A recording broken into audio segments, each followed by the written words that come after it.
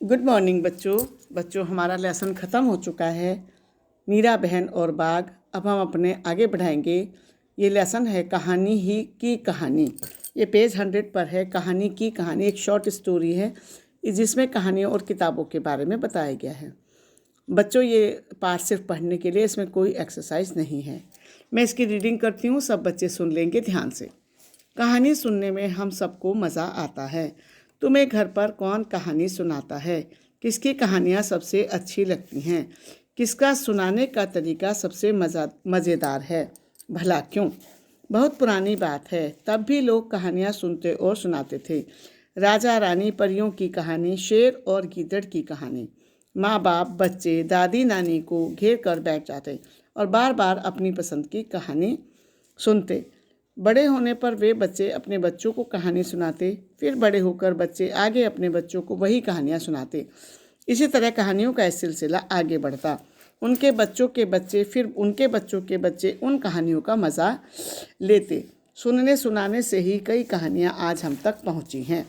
कहानी सुनाने के कई अलग तरीके थे। कोई आवाज़ बदल बदल कर सुनाता, कोई आंखें मटकाकर, कोई हाथ के इशारों से बात आगे बढ़ाता, कोई गाकर और नाचकर भी कहानी को सजाता। आज भी कई लोग पुरानी कहानियों को नाच गाकर सुनाते हैं। हर जगह नाच के ऐसे कई अलग अलग तरीके होते हैं। क्या तुम्हारे इलाके में कोई ऐसा कलाकार या कहानी कहने वाला है? नेक्स्ट पेज पर देखेंगे बच्चों। पंचतंत्र की कहानियाँ सालों से लोग सुनते सुनाते चले आ रहे थे। फिर लोगों ने सोचा क्यों ना इनको लिख कर रख लें। इस तरह भूलेंगी नहीं और संभली भी रहेंगी। ऐसी कई कहानियों को एक साथ पोथी में लिख लिया गया। पोथी मतलब किताब। पोथी का नाम रखा पंचतंत्र। पंचतंत्र।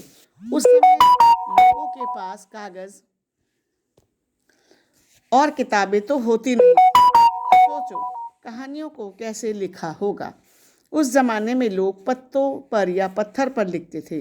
पेड़ की छाल का भी इस्तेमाल होता है। छाल जो ऊपर का हिस्सा होता है पेड़ का, सबसे ऊपर का, तने में।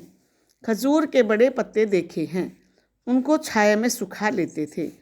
तेल से उनको नरम बनाकर फिर उन पत्तों पर कहानी लिखते। पर लिखते किससे? पेंसिल और पेन तो तब थे नहीं। पक्षी के पंख से ही कलम बना लेते या बांस को नुकीला बनाकर उससे लिखते। स्याही भी खुद घर पर बनाते थे।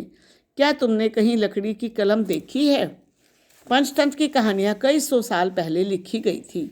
दुनिया भर में ये कहानियाँ पसंद की जाती थी। कई लोगों ने अपनी अपनी भाषा में इस पोथी को लिखा था। पोथी मतलब किताब। जैसे उड़िया, बंगाली, मराठी, मलयालम, कन्नड़, ये बच्चों भाषाओं के नाम हैं जो डिफरेंट भाषाएं हैं, अलग अलग भाषाएं हैं।